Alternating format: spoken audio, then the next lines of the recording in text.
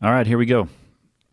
This is going to be a quick one. I'm going to tell you that one right up front. I got to catch a flight here in about an hour. Got to pay the bills. But I love this podcast medium because it's the easiest way to respond to a large group of people. And a ton of people have been reaching out since the last two podcasts, which is awesome. But before I get into it, though, the coffee mugs. I pulled the coffee mugs down off of the store. I found a potential quality control issue with the Cleared Hot label that was on the front of the coffee mug. It has to do with whether or not you hand wash it or you put it into the washing machine, which to me it shouldn't matter, and in my mind it's defective. If you hand wash the thing under hot water, it starts coming off a little bit. So if you bought a coffee mug, everybody who bought one got a full refund. I don't know how to do the shipping. I'm still looking into that, and if I can refund the shipping, I'll refund the shipping to you as well, because I'm not going to take your money unless it is 100% correct. I'm going to find a solution, maybe make a different type of cup, whatever it is. I'll do a little bit of testing on them before I launch them again, and we'll get them back into your hands. So if you ordered one, though, it did ship. Enjoy it. Try to keep it in the dishwasher instead of the washing it with like a sponge under the sink under hot water, and hopefully it'll last. But we'll get something back up there. A ton of people reached out to me. They love the idea of being the example, which I'll be the first to admit is a concept instead of a step-by-step practical guide, which I actually don't have a step-by-step practical guide. But that's what a lot of the questions came from. I got questions from leaders. I got questions from students, from athletes, from people in relationships. And first and foremost, I'm going to say this. I don't know if I'm qualified to answer any of these questions. When I get into the episode today, it's just my opinion. And the whole goal of today is to give something very short and concise, maybe something that will help you with a practical step towards being the example. And I am so happy to hear from people who are reaching out and trying to figure out ways to do more of that, because that's how this country and this world is going to take a step towards being a better place. So keep it coming. Here we go. Okay, got the red smoke. Gun run, north or south, west of the smoke, west of the smoke. Okay, copy, west of the smoke. I'm looking at danger close now. Come on with it, baby, give it to me, I need it. Get cleared hot. Copy, cleared hot.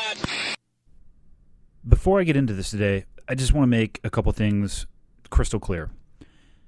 So I do my best to live my life by the principle I'm going to try to explain. But for one, it's not my original idea. I know that I've heard this from somewhere else. I just don't remember where it is from. Certainly not my creation. And two, I have my good days and I have my bad. Like I said, I try to do my best. I have days where I do great, and I have days where I absolutely fall flat on my face. I by no means have my life completely squared away. That's why I always hesitate to give any type of advice, because I truly think that I am underqualified to give it. Having said that, here's what I do that helps me the vast majority of the time get through my day. I have to start with my belief that it always takes more time to do something wrong. And by wrong, I don't mean good or evil. I mean correctly or incorrectly. It always takes less time to do it right the first time. This is something that I try to reinforce with my kids every single day. I have 3 young kids, and they provide me some really good practical examples of what I'm talking about. These things come up almost on a day-to-day basis. My children love video games, or I should say my 2 boys love playing video games, and my daughter loves watching YouTube videos. They don't love doing their homework. So what do they want to do when they get home? They want to kind of decompress from school and go get in front of the video game console, which sometimes I'm fine with, but I prefer that they get all the work they need to do for that day done so they can then go just completely relax and they don't have to spool back up again later in the night. Time and time again, and I remember this too when I was their age, I would rush through the homework as fast as possible with the single goal of completing it. And what would end up happening is I would save time by taking a shortcut, or not necessarily taking a shortcut, but by not doing it correctly and taking the time that I needed to. I would save time in the moment.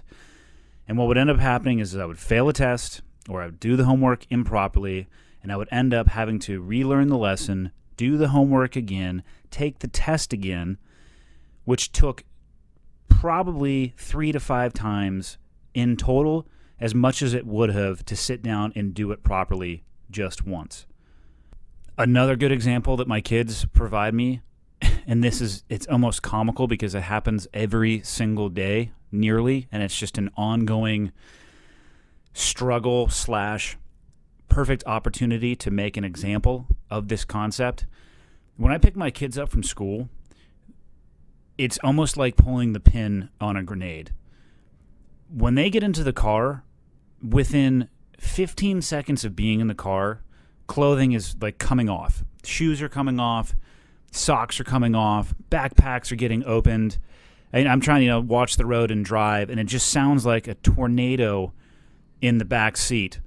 By the time we get home, they're running through the door, and it looks like a child grenade went off. There's things everywhere. And I constantly try to reinforce to them that if they just take the time to put their stuff away where they know they're going to be able to find it, they can avoid the situation that occurs almost every morning in our house. And that's 10 minutes before you need to get into a car, somebody realizes they can't find their homework. And 5 minutes before you're ready to go, somebody can't find their shoes because one of them's in my truck and the other one, for whatever reason, is in the backyard. And I have no idea how it got there. But in their rush to get into the house and be done with their day, they end up spending 15 more minutes than it would take to just hang their backpack up, put their shoes away, and put their homework on the desk. You always have time to do the right thing. And if you do the right thing, it's going to save you time. So I'll open with that. That's not the principle that I'm going to try to explain, but it kind of ties into my thought process going into that principle. So again, it's incredibly humbling, the outreach that I have received since starting the podcast, but truly in the last 72 hours. There has been an outpouring of questions and an outpouring of just communication. And a lot of it, if not the majority of it, like I mentioned in the intro, is questions from people in different story arcs of their life. From young people to, I don't know, probably middle-aged and old, in a variety of different positions in life, from athlete to business leader to people who are in the military. Wanting to get my advice on what they should do to, embody that, be the example that I have on the back of the shirt. One of my favorite sayings. The beauty of this podcast medium is that it gives me the opportunity to respond to the vast majority of those people, because there were so many different questions that I don't think I could get back to all of them, and I also think that I'm underqualified to answer quite a few of them. So at the simplest level, when it comes to being the example, the short answer of how you do that is with your actions. And that is incredibly broad. So when it comes to driving my actions, and when it comes to driving anybody's actions, right? Because I don't care who you are or what you do, your entire day, every day is going to be faced with choices. And I also understand that not all choices are good. Oftentimes in the military, especially in an overseas environment, your choices are between poor and bad. I wish the world fit into a nice linear cage where there's good and evil and right and wrong, and the choice was between the right thing to do and the wrong thing to do, and it's not always like that. I understand that there are difficulties, and I understand that there's a lot of nuance involved in that. Regardless, when I look back at my life, the decisions that I can remember making, the ones that were important, where you're standing at that metaphorical. Actually, you know what? I'm going to take that back. Even the ones that aren't necessarily important, that could be considered trivial.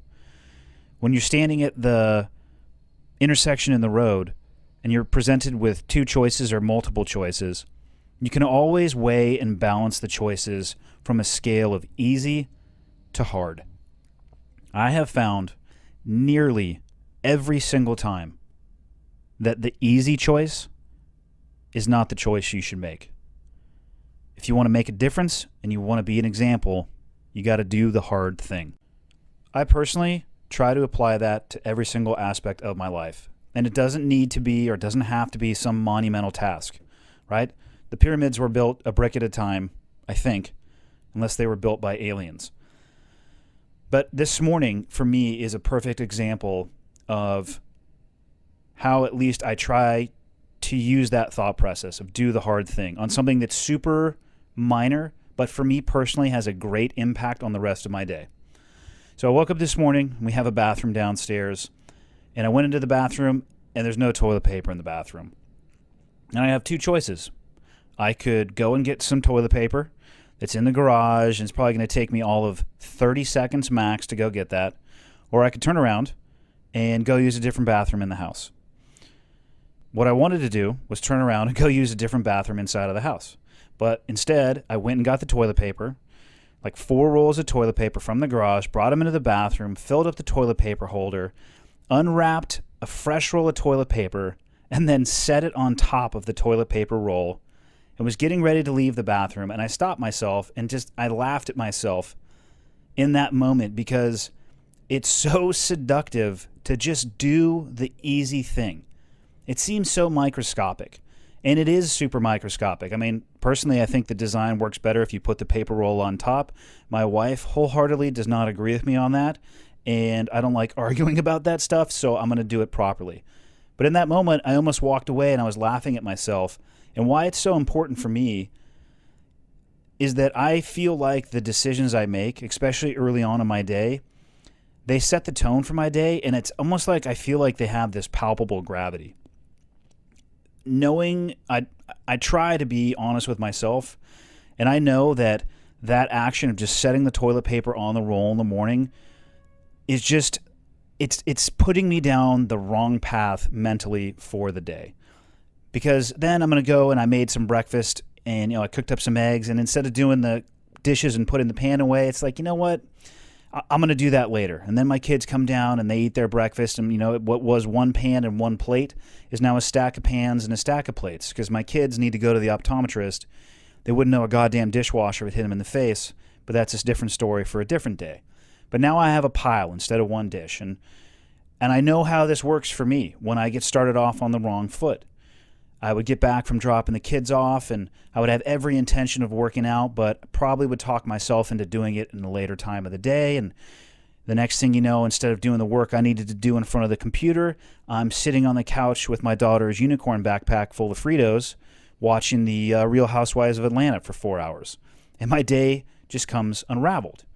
Now that's slightly extreme example of what could happen, but yeah, that's happened to me. I don't think I was watching the Real Housewives of Atlanta, but whatever I was watching was equally senseless. But it starts with that, for me, that gravity of not allowing myself to do the easy, enticing, seductive thing. To do the hard thing because of the impact, not only that it will have on others, but the impact that it has on me and my day. And if you can apply that to the decisions you make throughout your day and the decisions you make throughout your life, that to me is the practical mechanism for being the example. Should I sleep in or should I get up? Do the hard thing. Get out of bed. Should I work out or should I sit on the couch and eat a bag of Fritos? Do the hard thing. Go out and get an awesome workout in. And then later in the day, if you want to, have a handful of Fritos, not a backpack full. Should I spend some time with my family or look at my phone at the table with them? Yeah, who's guilty of that? I am. And what's the hard thing to do? Put the phone down and enjoy the time with your family. Should I get upset at a comment somebody makes, either to my face or on social media, or should I exercise patience? Exercise the patience. Maintain control of yourself. Quite a few people reached out to me from leadership positions, and I'm going to probably reinforce this and be a broken record every time I talk about leadership stuff. Leadership should not be exhausting, but you should be very aware that everything that you do and everything that you say is observed, and you need to be very cognizant of that. If you're in a leadership position, people are constantly watching you. It's even more important for you to do the hard things. And what do I mean by that? Or some examples of that? You need to show up early. And if you need to stay late. You need to control your emotions. You need to measure what comes out of your mouth. You need to address issues that need to be addressed, and you cannot show favoritism. You have to be balanced across the board. And one of the most important things, and probably one of the hardest things to do, is never ask or expect others to do something that you're not willing to do yourself. I had quite a few people reach out to me on what I can only describe as relationship-based questions as well. And I mean, as far as things that I don't feel qualified or competent to even speak on, this is at the absolute top of the list. But a lot of the people were expressing their questions referencing, I guess, what would be the PTSD section that I did on the last podcast, and talking about, expressing regret for not being able to, or not being willing to say something to somebody and then losing the opportunity to say it when either life or fate stepped in. And I have my own struggles with this. I actually, on my blog, wrote something called The Things I Wish I Had Said. And it was when my great uncle was passing away.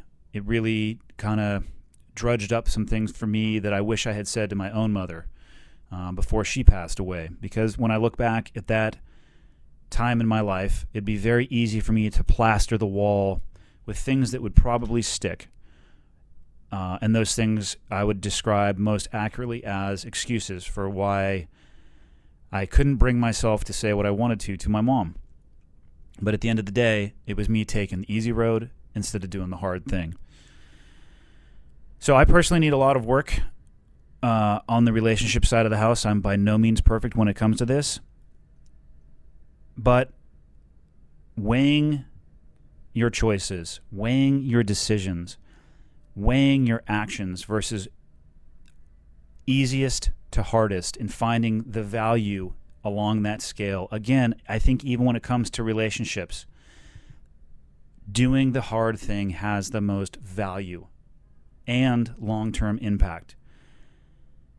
Is it easier to ignore an issue in a relationship or to address it head on? Is it easier to apologize to somebody or point the finger at them and tell them that it's their fault? Is it easier to be the tough person, or is it easier to be vulnerable? Is it easier to open your mouth or to listen? I mean, I think all of those are very self-explanatory. And if you can take a moment in your head and separate emotion and think to yourself, which one's easy and which one is the most beneficial, you'll realize what it is you need to do. You need to do the hard things.